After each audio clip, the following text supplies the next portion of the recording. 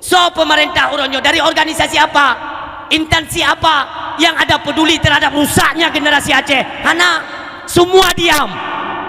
Yang nak tibuk ang ketok gara-gara pemilu nyo tibuk.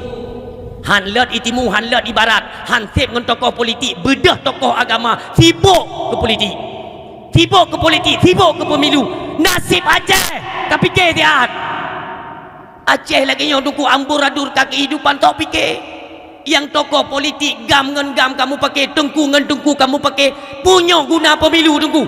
Ha? Biar kalau aku sipak apa pemilu lang kurun cecah aku. Tak ada aku ke.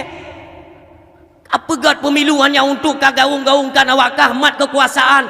Kalian itu memang sudah tertanda sebagai orang yang haus kepada kekuasaan. Tapi ni fikir nasib Aceh. Yang tu kutanya lo mepak yang teken kontrak, yang teken kontrak tambang di Aceh Barat, yang pandai manusia tu.